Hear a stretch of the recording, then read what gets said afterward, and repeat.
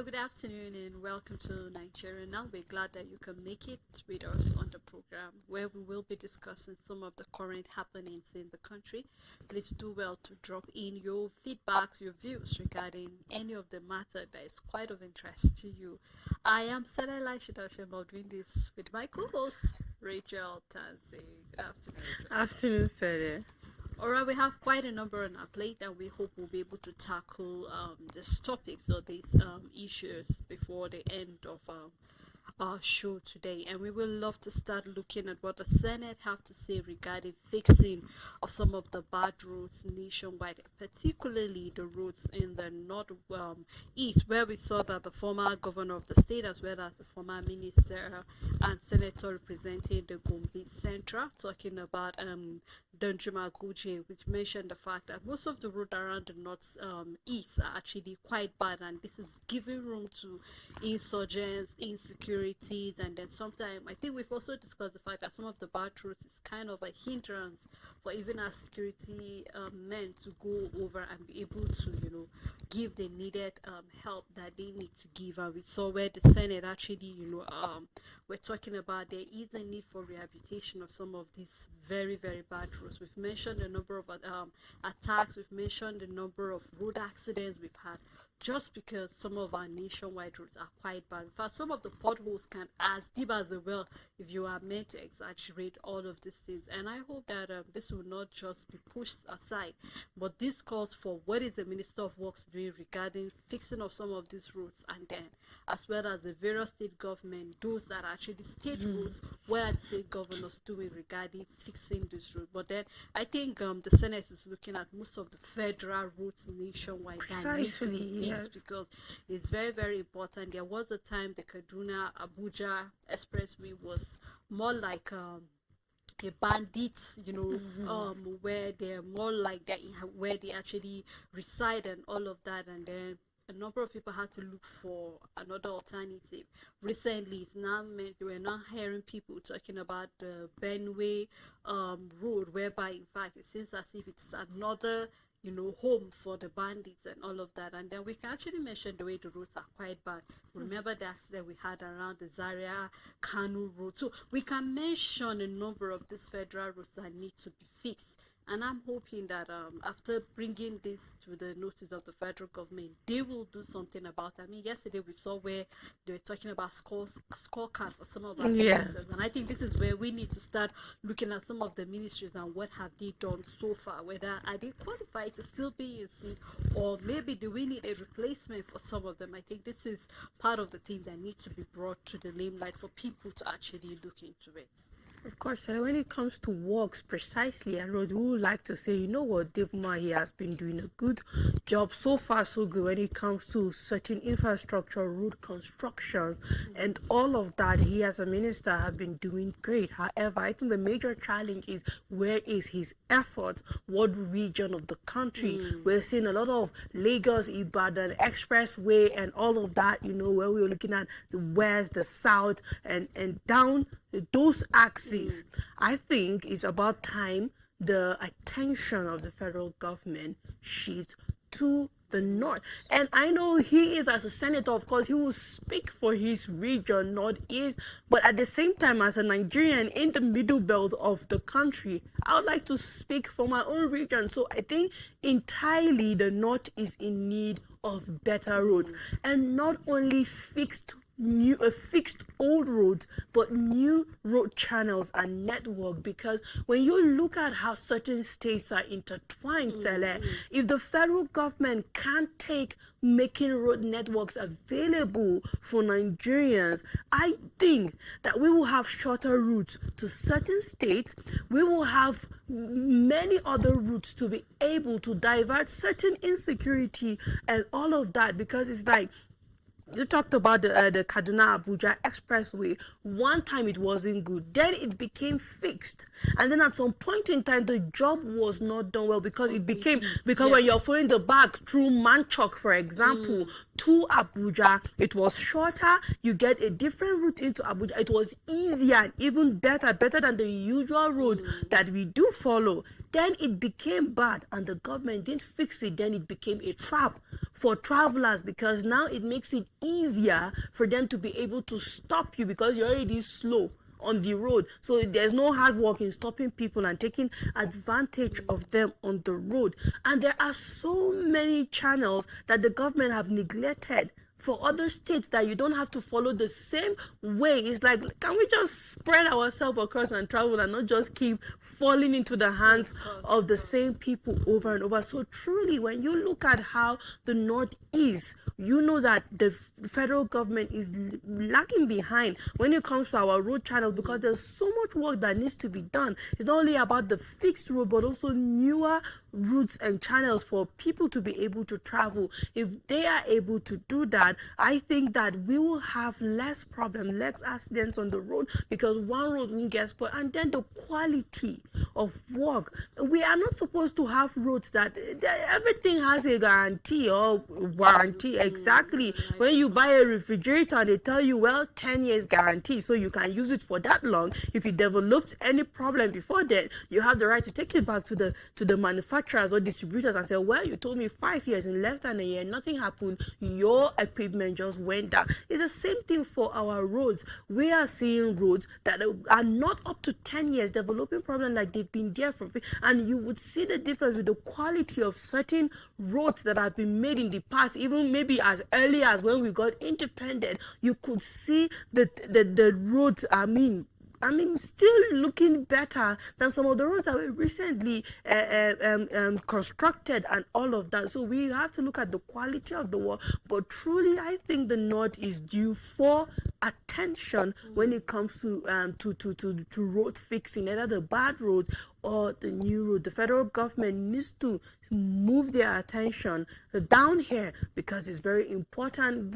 I'm not saying where the constructions are going on now is they are not faced with insecurity, but ours is peculiar to us, and the road has been the target. So if the government wants to combat insecurity, I think the roads are the number one place to look at. It makes it easier even for security to manage their operation, and it makes it easier for you, Sele, and I to be able to, find different routes, and our journey becomes shorter, and we have different access points to be able to move into this state and that state and all of that. And I think when it comes to road channel, I'm looking at governors too, Sele, that will stand up and try to start doing something. It's possible. There's a way they go about it. Exactly. Of course, and then you can make a federal road and then demand for refund exactly from the federal government and in the future. So I'm looking forward to seeing state governors too that are willing to take the extra to go extra miles, rather, to see that they have road networks and channels in their state linking to another state. And another thing that we always link roads to is easier for traders and farmers coming to town. Yes. Bringing supplies, go, and then it will be easier, and then maybe we'll not be having some of these charges that are being increased. Yes. Sometimes you see all of these truck drivers saying the road is bad, so they tend to charge higher. Yes. And then if you're like me that love feeding your eyes on the road when traveling, imagine if the roads are quite very very smooth. You get to feed your eyes with all the rocks, all the trees, because Nigeria is quite blessed. So I really look forward to saying, just like you say, the state governors, even the senators representing certain constituencies, it is your responsibility, as well as even the Minister of Work. So let us see, hoping that the federal government will do that. Now, yesterday, we know that the joint house, both the Senate and the House of Reps, finally have passed the 2025 budget into law. And we're looking at a budget of 54.99 trillion naira. Now, we will record initially it was 49.7, and then the president increased it to 54.2, and then he gave the reason that because we're setting money that came in from the FRS as well as other agency, so we'll have something to actually add up. And then I think after getting to the House for their approval, they added about over 700 billion naira again, so we are having about 54.99 trillion naira. Now, if we look at the breakdown, some of the key way they broke it, one of the things that stood out for me is the fact that we're looking at 14 trillion naira for debt servicing. Of course, we have to pay our debts. And then we're also looking at about 23 trillion naira for capital, because I think you and I have been talking about the fact that, you know what, the government is not paying attention to some of the capital expenditure we have. We've been seeing other things gulping in the money and then forgetting the fact that we have certain things that need attention and the government needs to do it. So we're saying that the capital expenditure is actually taking the ball, would I say, yeah, the chunk of the money, about 23.96 trillion naira. So if you round it up, about 24 trillion naira, and then other things such as even we have the debt, just like I said, debt servicing, fiscal deficit of about 13.08 trillion naira, and the likes of it, all of that. And we're seeing the Senate as well, because we remember they promised that they will pass it before the end of February. They have kept their word, and they're also asking the president that, you know what, why this is already passed, you start working on 2026 budget, because they are hoping that at least 3 months before the coming year they should be able to go through it and then pass it, so that immediately the year is starting, there are funds on ground for certain things to start working. So right now we're saying that the money should be rolling out very soon for certain things to have whatever they need. If we're looking at insecurity, how much is going, education, how much is going, and so many other very important sectors that need the money right away to start, you know, to kick off certain work that is needed to be done. Stella, while you're giving breakdown of the budget, I just can't help but look at how our politicians are more political than leaders in a lot of ways. Because when you look at this, you know, Nigerians, we can be excited and say, wow, we have over 23 trillion naira going to capital expenditure and all of that. But you see, let's not forget that 23 trillion might look big, but you see, the challenge we've always had in our budget is the recurrent expenditure. Okay, because how much is it going to? We had that issue in the past budget, that is for 2022, where we say, you know what, recurrent expenditure is high. And these are the personnel costs. These are all the money for all the things that we could cut down the cost of governance. And it's still high this year, and it's still high. It's about 13.64 my trillion. Point exactly, from 9 trillion to 13 trillion. And now the trick is, you know what? We are not going to reduce our recurrent expenditure. This is what we are going to do. We are going to increase the capital expenditure at the expense of what? At the expense of more deficits. Exactly. Because now this is debt servicing. Even if 14 trillion 50 is debt, it's not the actual debt burden. It's the interest that have accumulated over. So it might look like, oh wow, our politicians are trying, but they're not. It's the same thing. We're just in the very same vicious cycle, year in, year out. You know what? We are still going to increase our recurrent expenditure, but we must have this budget. So why don't we just add it from 54.2 to 54.99, adding over 700 billion, and let's make Nigerians look like we have their interest. Let's add it on infrastructure, let's just cool. But it's still very political, then, because you as a country, is whether we like it or not, even if we see other agencies being able to generate money, the aim of this increase in revenue is to reduce how much we borrow. But we are still going to borrow more, because it doesn't matter. It's still not going to cover even 50%. It's not, whatever we have generated is not going to cover 50% of our budget.